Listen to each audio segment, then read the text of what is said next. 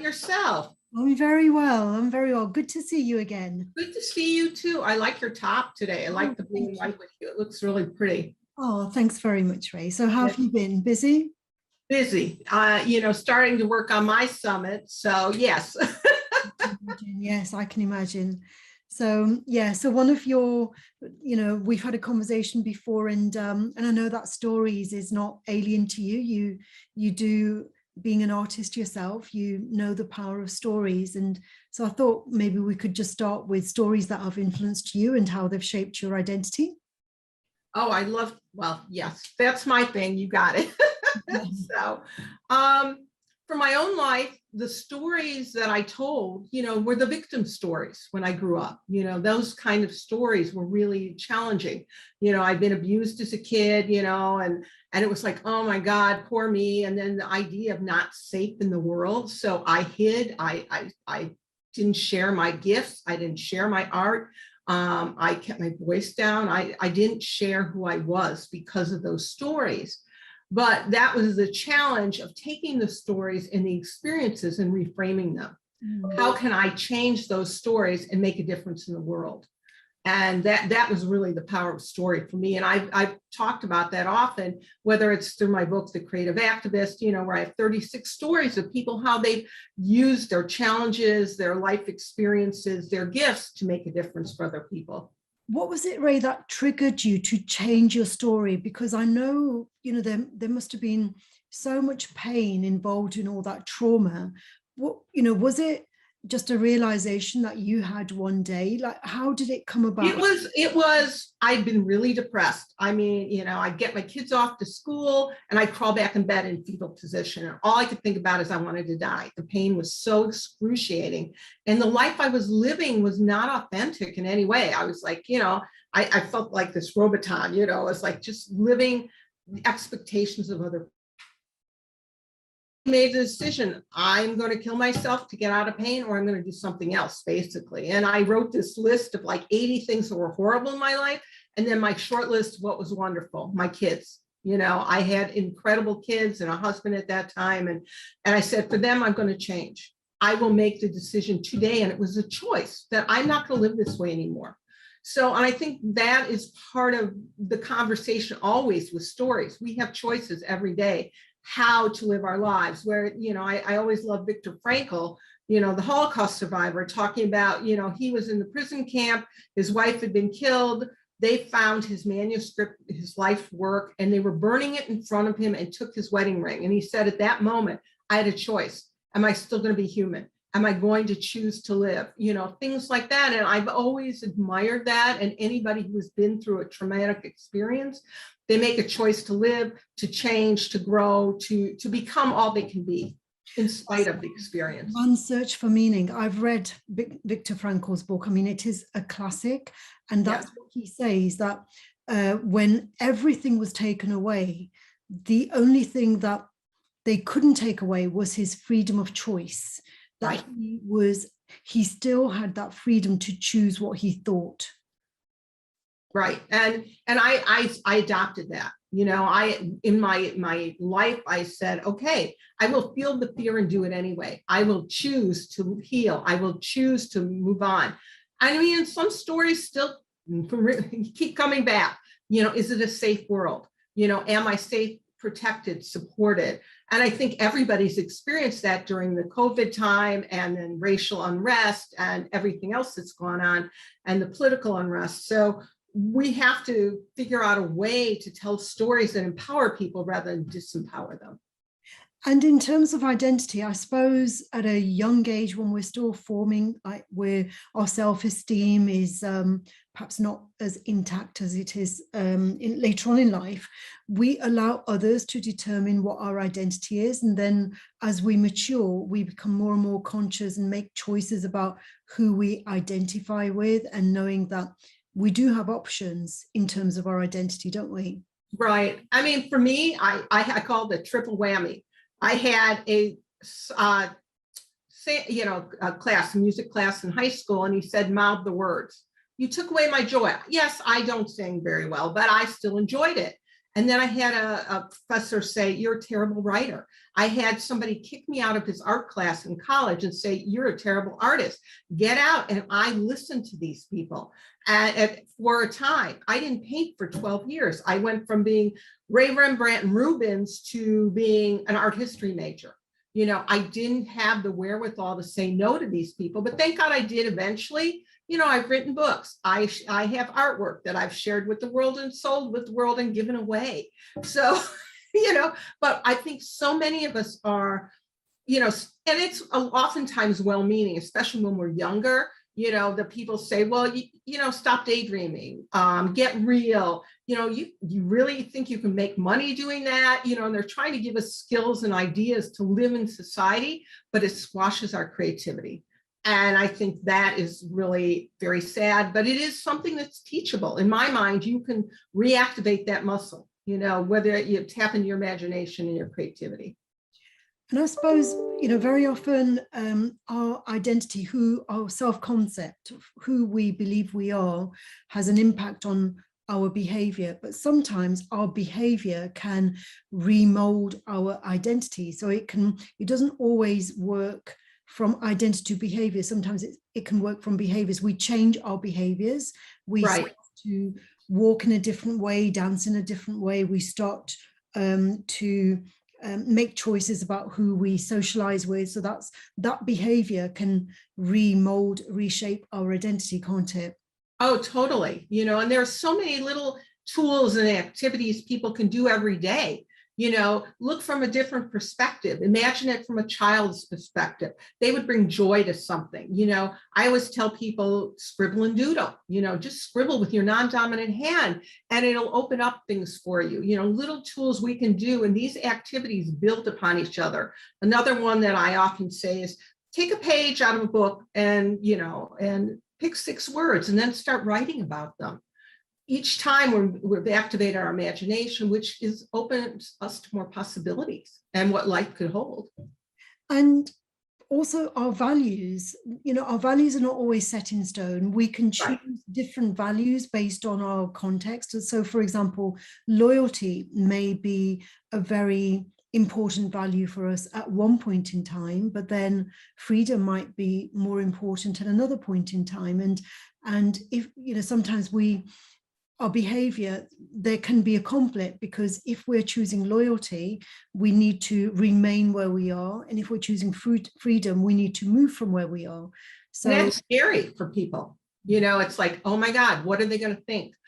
You know, I can't do better than my family did. That's often, you know, a concept. Or if I do that, I won't have any friends. Or yeah, so I get that. And you know, dancing or singing to your own drummer, as they say, you know, that's hard, you know, at times to truly pick you over society.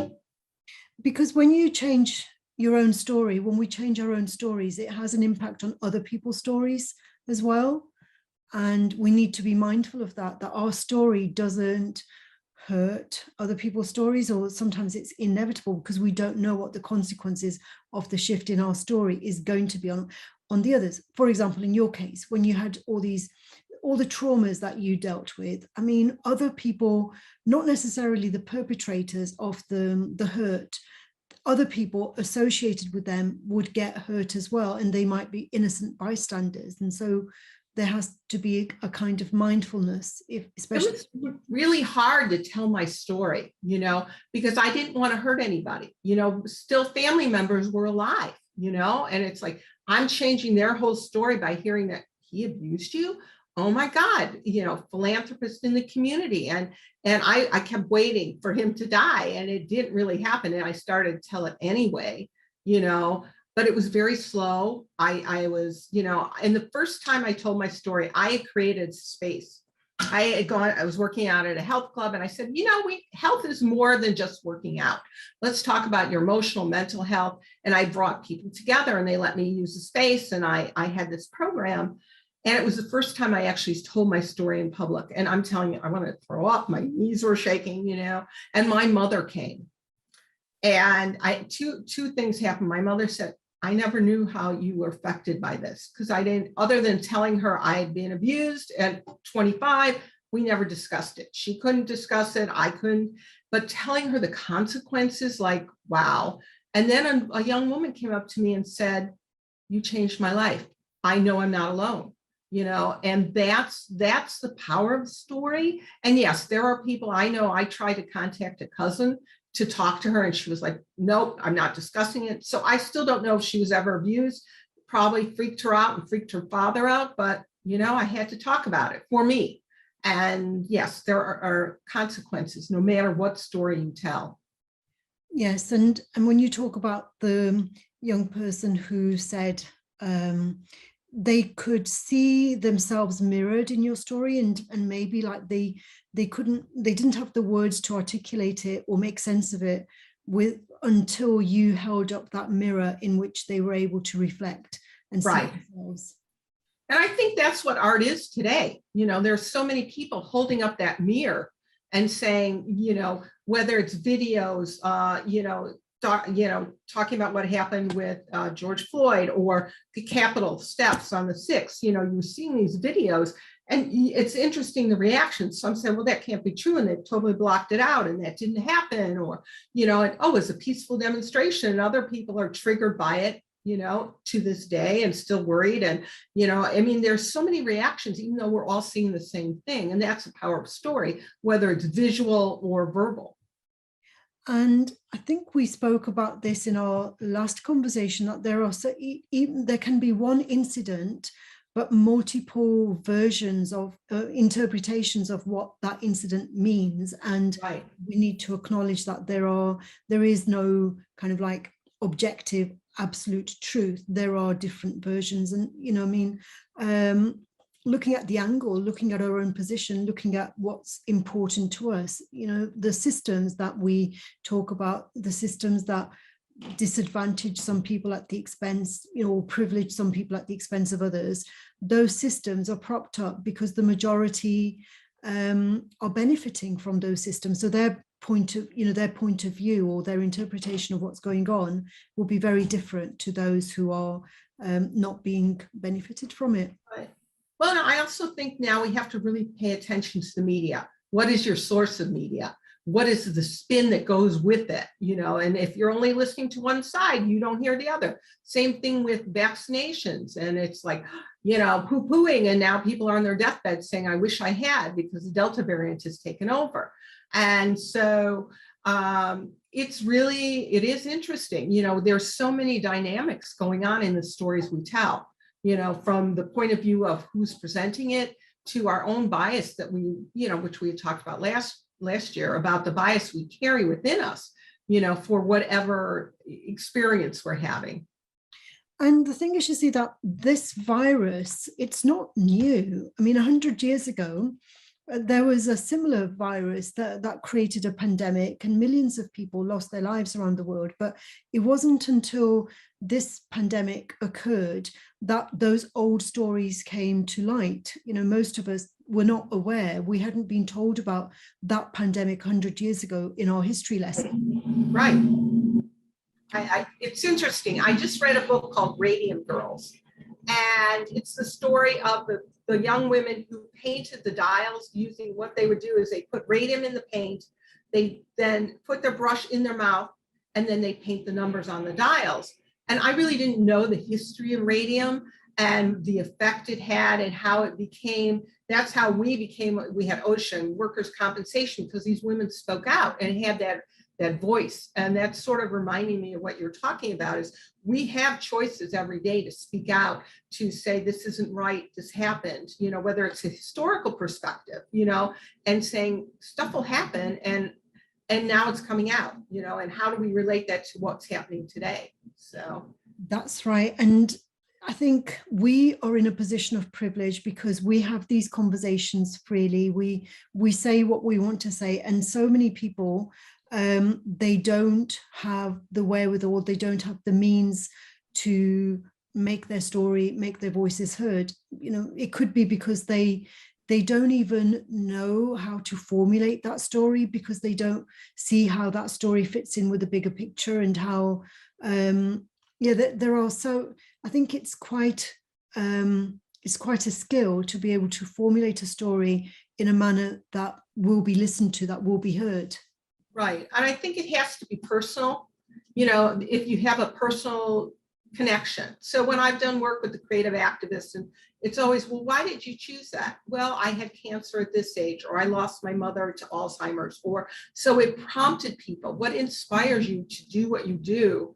And also, what is you? And I believe we all have at least one message we're here to share with the world, because we've all been through something. I don't believe a person has gone through life without some kind of experience that they could share with someone else and say, hey, I wish I'd done this differently, you know? And I think if we can start looking at that when we talk to people and get them to think about whose lives do you want to touch? What do you want people to know about you or remember about you? And that will start framing those conversations. And I suppose each one of us is a story, you know. When we're long gone, people will remember us as a story. People will tell a story about our lives. And I've heard it said that, you know, either our story is a warning or it's an example. You know, it's so when we read classics, you know, we read about the characters that their lives didn't end very well, or the characters that, you know, were able to overcome all their challenges, and they become pillars of, you know, like role models to be emulated, as it were. And I suppose that's one of the choices that we have to make. It's like, do we want our life story to be an example, or is it going to be a warning? You know, it's like, well, that's a great point. I had not thought of it that way. It's interesting because story is so important, at least in my own personal growth, even today. I had read Eve Ensler, who she now goes by B, who wrote the Vagina Monologue. She started City of Joy for women who've been violated in Africa, things like that. And she wrote a book called Apology. Her father has been long dead, but she wrote it from his perspective of, you know, I want an apology from you. Why did you abuse me sexually and physically? And after reading that, I sat down and wrote my own version of that.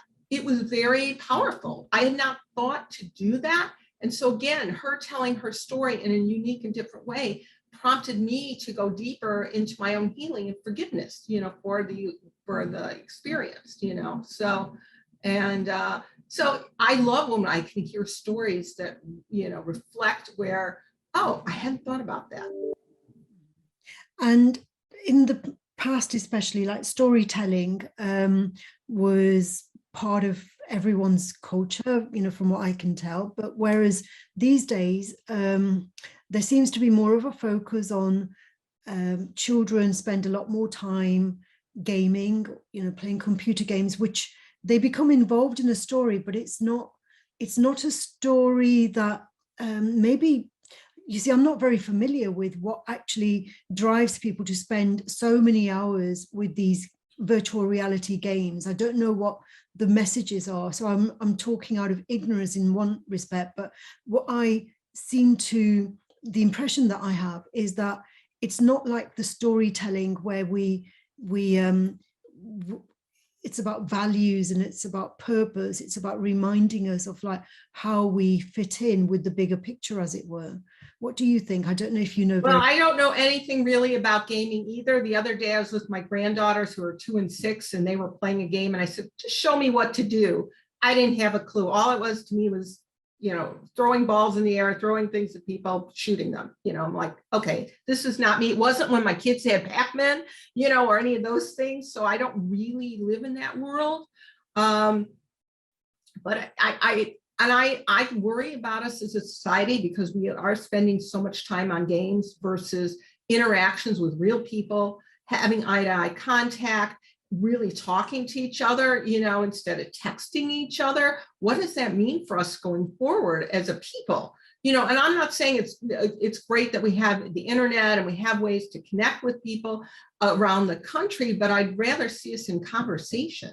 You know, I mean, for years, I mean, you know, the lifespan of our country and the world, it's always been oral storytelling. We need to tell what are our values, what has happened, you know, who we are as a people. And every tradition, every group has that oral storytelling. And it was revered. And I'm afraid this next generation that's brought up on video games won't know how to tell that story. Mm-hmm. Right, absolutely. And it's almost as though, like when we use emojis, it's almost as though we're stepping back in time, because there was a time when people communicated through symbols like that. You know, Right, hieroglyphics and yeah, uh-huh. a symbol could, it was a story in its own, you know, like you could interpret. So although it seems to us, it's like, well, people are just simply communicating through like a single isolated words and emojis rather than a proper conversation. But in a way, you know, maybe like we go back to prehistoric people, and that's the way they communicated, through Right. noises. I don't know, but theirs were not one symbol at a time. They told a story through many, you know, and you could read the story. I don't see that happening. It's like the happy emoji, the sad emoji, they're used, you know, independently to just describe. It's not like it's an emotion for a moment, but I don't complete it. I don't look at it as a story. And I suppose the nuances that we can convey through storytelling, they can't be done through, you know, 10 words on Twitter, for example, you know. Right. And so when you're in your work, then how do you use stories as metaphors, as analogies for enabling people to become more self-aware and aware of who they are in the world, and how they want to become in the world? Oh, that's a great. Well, I like to start people with once upon a time because it takes the fear out of things. So oftentimes they'll say, once upon a time, tell me a story. And I'll say, pick six words and let's just write that story. Or I use a lot of play with it, you know, and it's like, oh, imagine that there is a genie who came down, you rub the lamp, you get 3 wishes. What would you wish for? So when I'm working with people, I like to explore it that way. Take some of the pressure off, because most people have experienced fairy tales in their lives, and so they get to play with that. I do a lot of journaling with people. I believe in the power of journaling, and just write exactly what's going on. What are you feeling that day? Start with your body. Your body has a lot of wisdom, you know, so notice where you are in your body, how you're sitting, is anything ache, you know, what does it hurt? And then why? What do you need today? So I do a lot of journaling with people. So again, it's their story. It's not mine. So I can do the, you know, fairy tales to get people to start thinking about what is possible and what their dreams are, because so many people stop dreaming and they don't allow themselves to imagine a life other than the one they're living, whether it's pain or, you know, and you find out when you're doing these things that, oh, I'm addicted to pain. I didn't know that. Oh, I can change that story then. Because you need that aha awareness, and then you need tools to go forward with it. So, because I don't believe in leaving people with, oh, here's an awareness. You need to do the work to follow up, to change the mindset, to create the habits, and that will follow you and make you feel better about your life and who you are. I suppose in a way it's similar to a business organization that thinks about where, you know, where did we come from? How did we start this organization? Where do we want to go? And what's the strategy? So our life, the way it unfolds, it's like creating a strategy from getting from from our right, fill the gap from where you are to where you want to be. And I really believe we are all creators. We are the creators of our lives. We have a blank canvas and we can paint the life that we want, you know, or create the musical notes that will create a symphony. I love to use these kind of metaphors, obviously. But I think that we all have that, but I think people are fearful and they're afraid, you know, they're into I'm not enough, you know, those kind of stories. Oh, I could never do that, you know, and the fear gets them and keeps them stuck. But we are so much more than what we think we are. And I think, and it's all right to feel comfortable in your life and stuff, but if you've got that little twinge that says, I wish there was something more. I don't know what it is, or I've sort of lost the passion for the life I've been living. What else could be there? And I think I like to encourage people to explore that. Mm-hmm. Yeah, because there's our story that we have created ourselves, and there's the story that other people have created about us as well. And there needs to be some sort of reconciliation, because our story in isolation is not going to stack up, because our story needs to mesh or to synthesize with other people's stories as well, doesn't it? Right. And I mean, one of the exercises I usually do is ask 3 people, what are your best qualities? What are your strengths? What do they admire about you? Because oftentimes we negate anything that anybody else says positive about us, and people have trouble taking on, compliments and things. And then I love for people to sit down and spend the time and write down 3 things that are wonderful about me. I am statements. I am a wonderful mom. I am a wonderful speaker. I am a great friend, whatever it is, and then go into detail. It's not just saying that one thing. What makes you a great friend? Well, I'm loyal. I listen to them. I support them. I tell them the truth, even though they don't want to say it, that kind of thing. Mm-hmm. Yeah. And in terms of purpose, though, those kind of statements, they have to be in alignment with our bigger purpose. Like, where is it that you want to go? And in some cases, recognizing and acknowledging our weaknesses can also be helpful, because then if we don't acknowledge our deficiencies or areas where we lack, we may avoid taking action. We might think that we're being truthful, whereas we're actually being ruthless, in our words. Mm-hmm.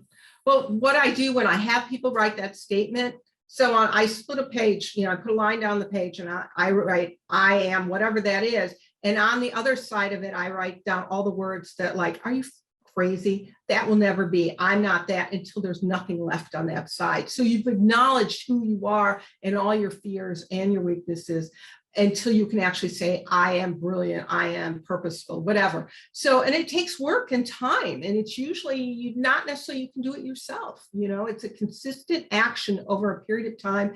And it really, I think it's important to have support, whether it's a friend, find a therapist, coach, mentor, whatever it is, to keep you focused on what are the possibilities for your life. Okay. And when we have a conversation like this, it can almost seem like quite simplistic, in the sense that, well, if that's all there is to it, we just choose the story we create, we write our own story. What makes it mysteriously difficult? It's all those voices in your head. I'm not enough. I don't deserve this. I'm broken. So many of us have come away with those stories, and they're running the show. Those are the voices. For me, it was, I'm not safe in the world. And so I would hide for often. I wouldn't speak my truth. Or I wouldn't go to the next level of my business until I addressed these. And because these mindsets, for the most part, have been developed before the age of 7, they're there. So you have to either make friends with them, that inner critic, and make it your cheerleader. You need to find other voices that will support you as you go forward. When I was doing a lot of my healing work, I used to listen to affirmation tapes all night long. Louise Hay had them. That was one of the first I'd ever heard of it. It's like, oh, and I was like, okay, keep going, and I'd listen over and over and over again, and it's like, yeah, people don't have tapes anymore, but that was the thing, and it's like, I would do whatever I had to do, because I had made a decision, and it wasn't easy. It took years to grow into the person I am today. It wasn't an overnight. And I sort of look at growth as a spiral. Sometimes you're going up and sometimes you're going down. And yes, I still have the pinnacle of where I'd like to be. And we have to make, and it's steps. It is, we are on a path. And I suppose we need patience for the story to unfold, because it doesn't, very rarely does the story or the paradigm of the story shift overnight. Oh yeah, very rarely. I think patience, determination, resilience, because we have to have the mindfulness too of saying, okay, life is going to throw us some curves, and how do I handle it in this moment and be okay, even if it's not perfect, or I haven't gotten where I want to be. So I'm always talking about baby steps rather than the big, I got to, throw out everything, or, just spend 10 minutes a day. If that's how you have to start to do this work, 10 minutes a day on just sitting in the quiet. How many of us spend our lives being so busy because we want to avoid really that inner voice? And so we're busy at work, and we wear it as a badge of courage and things like that. But just taking 10 minutes. Now, for myself, I spend a lot of time taking photos in nature. And then I have to remember to sit down and just close my eyes and listen. I got so invested in the photographs, and I need this, I'm going to do that, instead of just sitting down, paying attention to the wind on my face, the sun, the sound of the birds, whatever, the taste in my mouth, and where I'm sitting. And when we do that and just give ourselves 10 minutes of permission to just be. I think that's a real help. And it is challenging. And if it has to be 1 minute, start with 1 minute. And, behind you, you've got like a shelves full of books, and I have as well.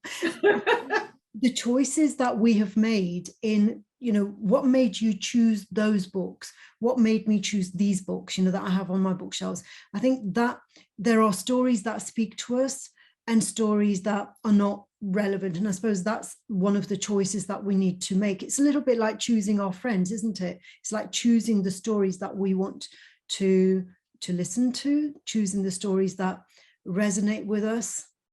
Right. I mean, and they say, you are the sum of the 5 people you hang out with. So who are you hanging out with, and stuff? Are those the negative voices who, I was talking to a young woman yesterday, and she said, oh, all my family said, I'm not creative because I'm not an artist. They're artists, in the traditional visual arts sense. But she was an artist in the business that she did. She created events and, things like that. And the disconnect, because that is the voice that was so strong, for her to do that was very powerful. And it took time to realize I am more than those stories or their voices. Just like, when you're talking about your books, I just did a big, I got rid of a lot of books, and that was challenging because, it's like, okay, where am I today? Because some of the books that were relevant before are not relevant today.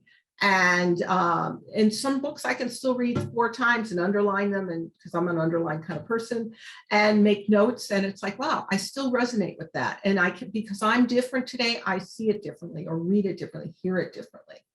And I think we grow and we change. This year, it was really nice because I decided to give away some artwork, which, somebody had said in one of my conversations, well, what are you going to do with all your artwork that's been sitting around for years, And I called it's called Northwest Casa in Illinois, and they have services for women who've been abused. And they were going to redo their offices. So I gave them artwork to put in, photographs, and caustic, some major pieces that I used that were some of my healing pieces. And they decided to have a lending library. So it's great. So I could give away books that I was no longer needing in that self, development realm.